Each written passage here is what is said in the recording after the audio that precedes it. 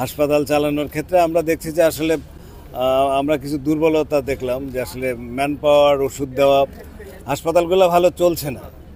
এই না চলার কারণে আমরা মনে করলাম যে একসাথে যদি আমরা কাজ করি, হাসপাতালগুলো যদি চালু করা যায়। কারণ আপনারা তো এখান থেকে খুব যে সন্তোষজনক সেবা পাচ্ছিলেন তা তো মনে হয় না, যেহেতু চিকিৎসকও ছিল না। সেইটা বিবেচনায় আমরা যদি ডাক্তার দিতে যাই, সেক্ষেত্রে সাধারণকে ইংগেজ করেই তো দিতে হবে। আপনারা প্রায়োরিটি, হাসপাতাল আপনাদের, এখানে যন্ত্রপাতি, আসবাবপত্র সবই আসলে মেডিসিন সবই রেল থেকে দিতে হবে। আমরা জনবল দেব, দিয়ে যৌথভাবে আমরা কাজটা করব। মূলত চিকিৎসকের সার্ভিসটা আমরা দেব, যেগুলো ডেপুটেশনে আনা দরকার সবই এই রেলের হাসপাতাল। এটা রেল, বাট জেনারেলের জন্য এটা সুযোগ দিতে হবে, যেহেতু আমরা এঙ্গেজ হচ্ছি। আমাদের ম্যান্ডেট হলো 17 কোটি মানুষের স্বাস্থ্যসেবা দেওয়া।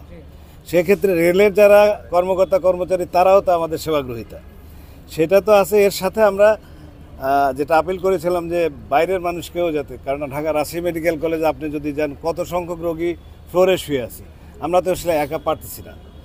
সেই জায়গাগুলোতে সব হাসপাতালকে এঙ্গেজ করে আমাদের সার্ভিসটা, রাজশাহীবাসীর সেবাটা যাতে বেটার হয়, সেই জন্যই আমাদের আয়োজন। এখানে গোপনীয়তার কিছু নেই, হয়তো তাড়াহুড়া হয়েছে 10টা হাসপাতাল, যেহেতু আমরা দ্রুত কাজটা শুরু করতে চাই।